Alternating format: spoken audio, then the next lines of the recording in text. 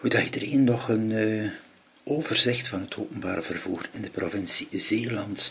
Ik ga beginnen met de lijnbussen. Dus er is de lijnbus vanuit Brugge, dagelijks lijn 42, die gaat door de provincie Zeeland via Sluis, Oostburg tot Breskens. Dus de volledige regio wordt bediend.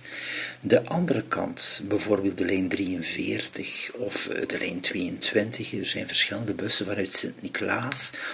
Dat gaat maar tot Hulst, zoals je ziet. Het is net over de grens, 5 kilometer, en daar stopt het. Dat is ook de reden dus dat hier dan de problemen zijn op zaterdag. Er is geen verbinding. Men moet uit eigen kracht komen naar hier, Hulst busstation, met de fiets. Ja, met de auto is niet logisch. Wie dat een auto heeft, zal dan meer bepaald direct zijn auto pakken van A tot B. En dan ook via een halte taxi 2 euro vooraf reserveren. Dat is geen vlot openbaar vervoer om te vertrekken wanneer dat je wilt. Dus het belang van dit hier, als men dit kan verlengen, deze route hier, dan heb je Kloosterzande en ook Vogelwaarde die bediend kan worden op zaterdag.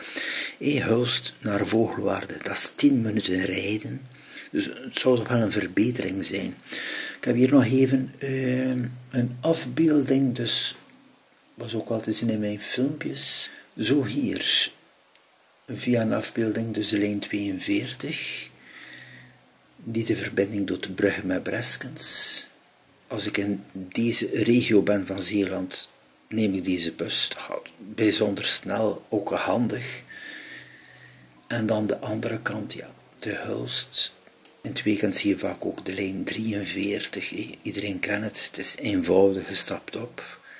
€1,60 met de lijnkaart. Je bent vertrokken naar Sint-Niklaas. U komt terug. Het is beperkt, het is 5 kilometer. En dan stap je uit. Heb je geen reservatie van een taxi, moet je tot 2 uur wachten. Maar je moet toch wel begrijpen, dat is geen flexibel openbaar vervoer. Dus in feite kan het wel opgelost worden dat de lijnbus een verlenging heeft van zijn lijn. Ik zeg, er gaan ook meer reizigers dan vertrekken met de lijnbus. Dus via deze kaart is nog even duidelijk. Dus ik begrijp nog altijd niet waarom dat er geen verbetering komt.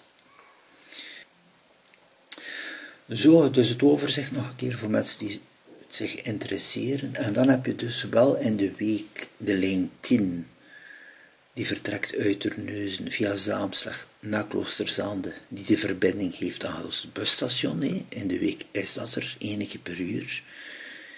De zaterdag is dat er niet. De zaterdag stopt die bus hier in Kloosterzande.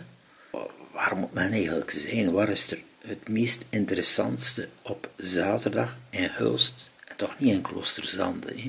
Logisch. Dus dat was nog even een overzicht met de kaart.